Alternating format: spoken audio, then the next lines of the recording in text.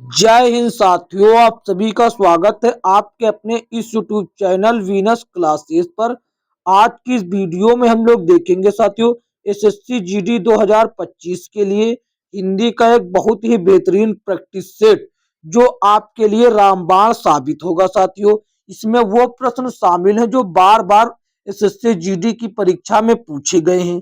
तो ज्यादा समय ना बिताते हुए सीधा प्रश्नों पर आते हैं। तो पहला प्रश्न आपको दिख ही रहा होगा साथियों, क्या कहता है? ये रहा पहला प्रश्न साथियों। कहता है कि अनाथ का विलोम शब्द क्या होगा? क्या साथियों? अनाथ का विलोम शब्द क्या होगा ये आपको बतलाना है। निर्धन, सनाथ, बेकार, अज्ञात।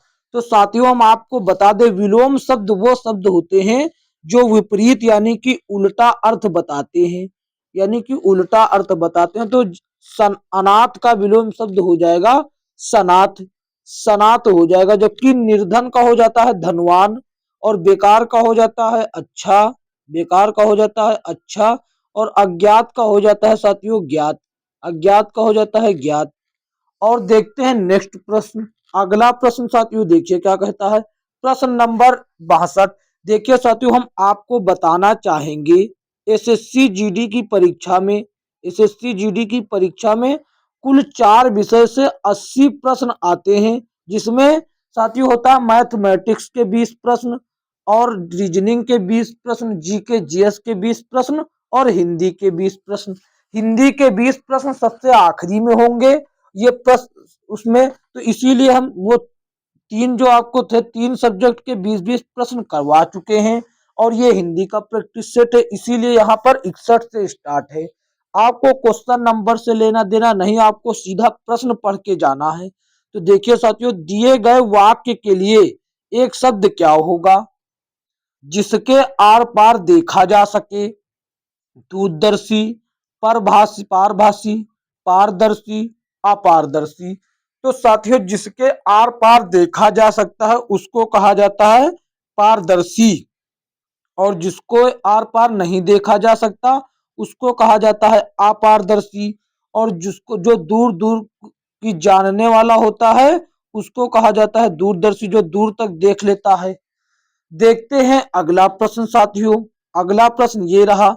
अगला प्रश्न कहता है कि रिक्त स्थान पर क्या शब्द आएगा, यानी कि उचित शब्द कौन सा होगा? विश्व में ज्ञान की ही प्रधानता है, विश्व में वाणी की ही प्रधानता है, विश्व में धर्म की ही प्रधानता है, विश्व में कर्म की ही प्रधानता है।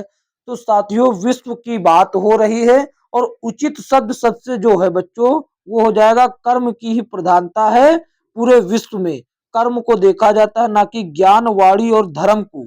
मीठी वाणी के कारण ही तो साथी सब छल कपट हो जाता है, और धर्म सबसे बड़ा जो है ये जो है आडंबर और छुआछूत को मानने योग्य वाला है। तो ये सबसे बढ़िया जो प्रधानता है वो कर्म की ही है। जहां तक ज्ञान की भी है, लेकिन सबसे उचित शब्द की बात की गई है तो वो है साथियों कर्म। देखते हैं नेक्स्ट प्रश्न क्या कहता है। नेक्स्ट प्रश्न देखिए साथियों, कहता है दिए गए वाक्य के किस भाग में त्रुटि है? उसकी आंखों से आंसू बहता है। तो ये भाग हो गया ए, बी, सी, और ये हो गया डी। तो साथियों उसकी आंख से आंसू बहते हैं होना चाहिए था, क्या बहते हैं? तो यहाँ पर बहता गलत है, जो कि ये डी भाग के अंतर्गत आता है। तो हम इसको डी भाग में लगाएंगे। डी भाग देखिए यहाँ पर दिया गया डी डी डबल भाग। ये एक तो हो गया ऑप्शन वाला डी जो ए बी सी करके, और दूसरा डी भाग हो गया। समझ रहे हैं ना आप? ये दूसरा जो है डी भाग हो जाएगा। तो डी भाग में गलती है, ऑप्शन डी सही जवाब हो जाएगा। देखते हैं अगला प्रश्न। अगला प्रश्न देखिए साथियों क्या कहता है। दिए गए शब्द के समानार्थी शब्द का चयन करें। आकाश, आकाश का समानार्थी शब्द साथियों होता है व्योम। क्या होता है? व्योम होता है आकाश का समानार्थी शब्द। व्योम का मतलब वही होता है जो कि आकाश का होता है। और विप्र में साथियों क्या क्या होता है? विप्र शब्द का होता है अर्थ विद्वान, विद्वान या मेधावी या ज्ञाता या फिर जानकार, ये सब विप्र का शब्द हो जाता है। और दिवाकर का मतलब होता है साथियों सूर्य, और अनल का मतलब क्या होता है? आग। अनल का मतलब होता है आग। देखते हैं अगला प्रश्न साथियों। अगला प्रश्न मित्रों ये रहा, देखिए। कहता है अपना सा मुंह लेकर रह जाना, मुहावरे का सही अर्थ क्या है? लज्जित होना, होश में आना, बुरा लगना, ध्यान न देना। अपना सा मुंह लेकर रह जाना का अर्थ होता है लज्जित होना या फिर शर्मिंदा होना। तो ऑप्शन ए इसका सही जवाब हो जाएगा मित्रों। देखते हैं अगला प्रश्न। अगला प्रश्न देखिए साथियों क्या कहता है। अगला प्रश्न ये रहा, कहता है निम्नलिखित वाक्यों में शुद्ध वाक्य कौन सा है? आप देखिए शुद्ध वाक्य पहचानना है। पहला, आप नानी घर जाओ, ये गलत है साथियों। आपने नानी घर जाना है, ये भी गलत है। आप नानी को घर जाओ, ये भी गलत। तो चौथा जो है वो तो सही होगा ही। जब तीन गलत है तो ये सही ही होगा। आप नानी के घर जाइए, एकदम सही ऑप्शन हो जाएगा D. D is the right answer of this question. साथियों देखते हैं अगला प्रश्न क्या कहता है। अगला प्रश्न देखियो ये रहा साथियों। कहता है रिक्त स्थान में उचित शब्द लिखो। पिल्ला जो है वो साथियों कुत्ते का बच्चा होता है। किसका? कुत्ते का बच्चा होता है। पिल्ला जो है कुत्ते का बच्चा होता है। देखते हैं अगला प्रश्न साथियों, ये तो इजी था। ये कहता है आशा शब्द का विलोम शब्द क्या है?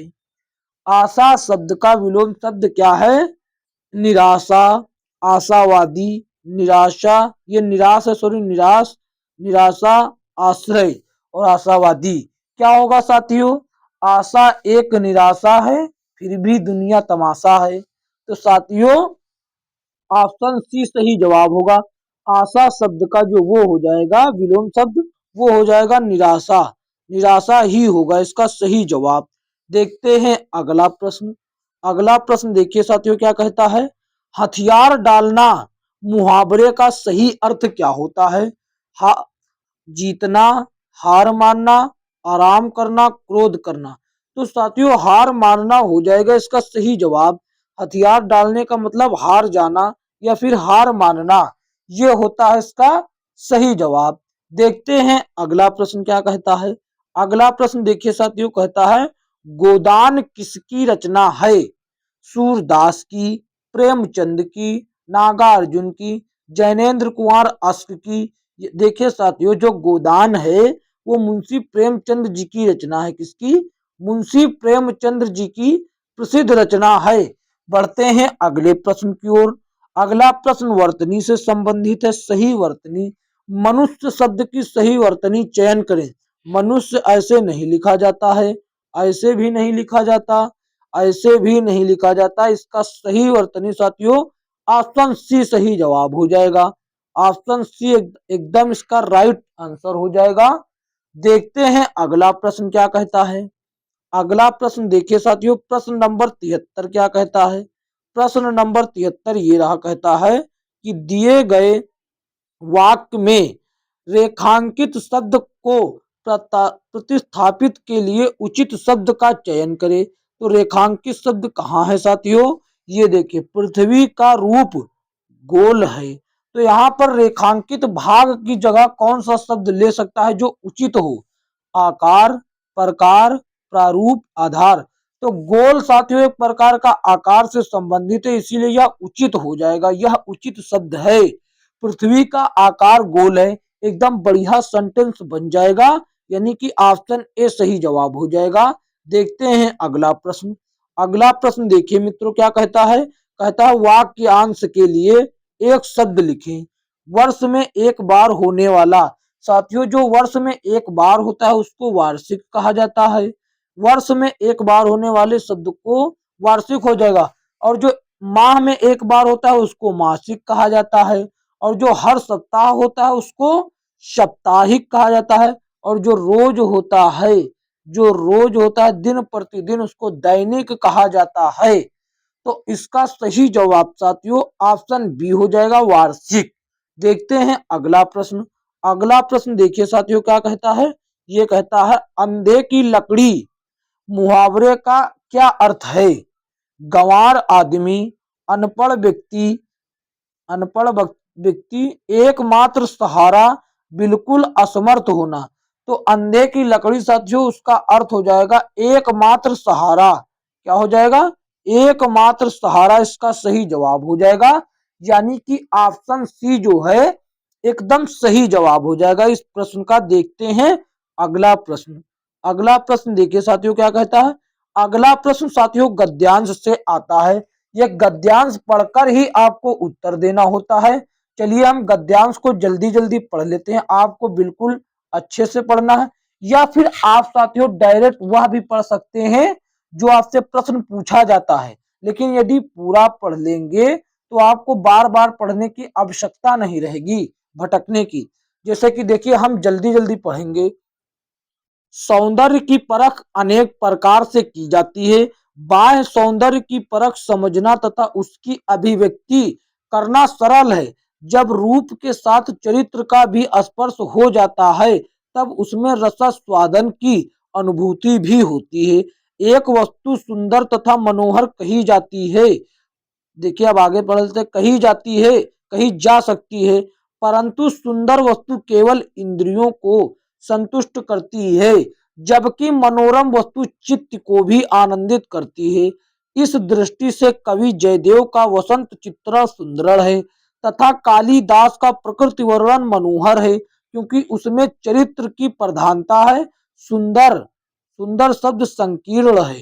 देखिए यहाँ पर सुंदर शब्द संकीर्ण है, जबकि मनोहर शब्द व्यापक तथा विस्तृत है। और साहित्य में साधारण वस्तु भी विशेष प्रतीत होती है तथा उसे मनोहर कहते हैं। अब देखिए साथियों हमने गद्यांश पढ़ ली। अब इसके संबंधित प्रश्न जो है उसका उत्तर देंगे साथियों। देखिए क्या कहता है। सौंदर्य की परख की जाती है किसके आधार पर? सौंदर्य की परख साथियों की जाती है किसके आधार पर? आनंद की मात्रा के आधार पर, इंद्रियों की संतुष्टि के आधार पर, रूप के आधार पर, मनोहरता के आधार पर। तो साथियों जो वो होती सौंदर्य की परख इंद्रियों की संतुष्टि के आधार पर की जाती है। हमने पढ़ा था, चाहे तो हम आपको दिखा भी दे। देखिए अभी दिखा रहे ऑप्शन 20 का सही जवाब हो जाएगा। देखिए ये रहा, क्या कहता है, शुरू में ही था। देखिए सौंदर्य की परख किसके आधार पर की जाती है साथियों? इंद्रियों के आधार पर की जाती है। यहाँ पर देखिए परंतु सुंदर वस्तु केवल इंद्रियों को संतुष्ट करती है। तो यहाँ यही तो बतलाया जा रहा है। सौंदर्य की परख किसके आधार पर? इंद्रियों की संतुष्टि के आधार पर। ऑप्शन प्रश्न नंबर अगला 77 नंबर देख लेते हैं क्या कहता है। ये रहा प्रश्न। क्या कहता है साथियों? कहता यह है कि रसास्वादन की अनुभूति का बोध होता है चरित्र स्पर्शी से और चित्त के आनंद से, सौंदर्य की अभिव्यक्ति से, इंद्रिय सुख से। तो साथियों जो वो होता है रसस्वादन की अनुभूति का बोध, रसस्वादन की अनुभूति का जो वो होता है बोध किससे होता है? तो साथियों वो चरित्र स्पर्शी रूप से होता है। किससे? चरित्र स्पर्शी रूप से होता है। देखिए कहा जाता है जब रूप के साथ चरित्र का भी स्पर्श हो जाता है तब उसमें रसास्वादन की अनुभूति अभिव्यक्ति होती है। यहाँ पर देखिए, ये देखिए कहाँ गया बच्चा, ये देखिए, ये देखिए, ये कहा जब रूप के साथ चरित्र भी स्पर्श हो जाता है तब उसमें रसास्वादन की अनुभूति भी होती है। देखते हैं अगला प्रश्न साथियों। 78 नंबर प्रश्न ये है, क्या कहता है। अब बार बार हम आपको गद्यांश नहीं दिखाने लाएंगे। कवि जयदेव का बसंत चित्रण सुंदर है पर मनोहर नहीं, क्योंकि किस कारण नहीं है? यह इंद्रिय सुखदायक है, ये नहीं। यह केवल सौंदर्य वर्णन है, यह चित्त को आनंदित नहीं करता, इसमें अनुभूति नहीं है। तो साथियों ये जो है केवल वसंत चित्रण जो है वो सुंदर है, मनोहर नहीं। क्योंकि क्योंकि साथियों यह इसमें केवल सौंदर्य वर्णन है बल्कि मनोहर का वर्णन नहीं है, इसीलिए यह मनोहर या मनोरम नहीं है। देखते हैं अगला प्रश्न। अगला प्रश्न साथियों ये रहा 1 कम 80 79 नंबर प्रश्न। कालिदास के प्रकृति का वर्णन का आधार क्या है? उसकी प्रकृति अभिव्यक्ति, उसकी चरित्र प्रमुखता, उसकी मनोहरता, उसका सौंदर्य। तो बात करें साथियों कालिदास के प्रकृति वर्णन की जो प्रमुखता है या आधार है उसकी, तो वो साथियों क्या है, वो है साथियों कालिदास के प्रकृति वर्णन जो आधार है उसकी चरित्र प्रमुखता। चरित्र प्रमुखता यानी कि ऑप्शन बी सही जवाब हो जाएगा साथियों। देखते हैं अगला प्रश्न। अगला प्रश्न साथियों ये रहा साथियों जो कि अंतिम प्रश्न है इस वीडियो का जो प्रैक्टिस सेट समाप्त हुआ। अभी हम आपसे कुछ बात करेंगे। तो देखिए साथियों ऊपर दिए गए गद्यांश का प्रमुख शीर्षक उपयुक्त शीर्षक क्या होगा। जो अभी गद्यांश हमने पढ़ा था उसका उपयुक्त शीर्षक क्या हो सकता है। साहित्य और सौंदर्य, अभिव्यक्ति की अनुभूति, सुंदरता बनाम मनोहरता, सुंदरता की संकीर्णता।